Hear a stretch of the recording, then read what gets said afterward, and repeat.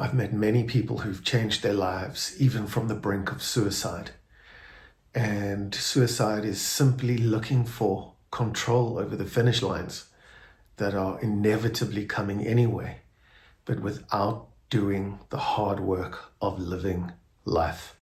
You are not here to take and consume, but grow and contribute.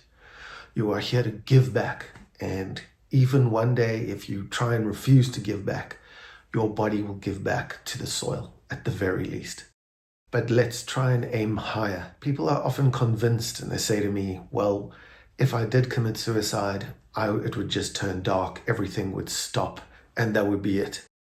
And they're convinced that this is the case. And I often challenge their deep-seated beliefs, and I say, really? You've been on the earth about 30 years, an earth that has been here for 14 billion, and you seem to have it all figured out, or maybe the parts of life figured out that you think you need to have figured out to suit your agenda. Life is happening for us and to us, and it is something out there, something marvelous and wonderful.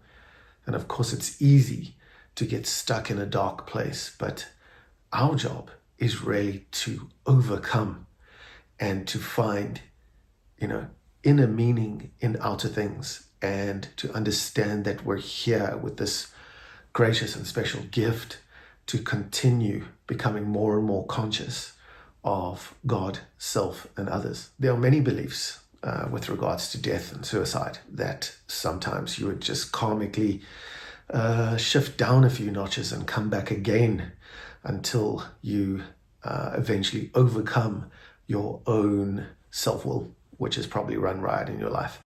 And other people believe you will burn in hell for all eternity, while others believe that nothing happens at all. But don't be so sure. This world is not only stranger than you think, it's stranger than you can think. And when you change the way you look at things, the things you look at really, really do change. So we're definitely here to overcome. We're here to go on a journey. And as we know, we're born from one single cell and we grow. So growth is a scientific fact. And you're here to do something with it, to shape not only yourself, but the entire world. So it's no easy task for any of us. Don't be fooled that you're not a believer when you believe that nothing was the origin of the earth and it just somehow turned into something. That's living by accident. And I've really come to believe over the last 25 years of helping people that there really are no accidents in God's world.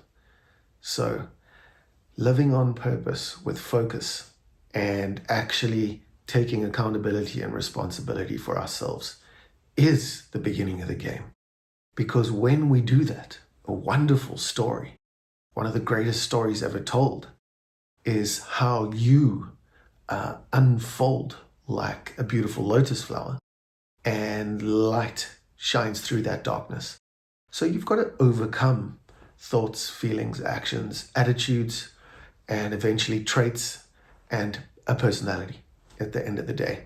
You overcome these things and you emerge as a soul, as a spiritual self. That's the journey.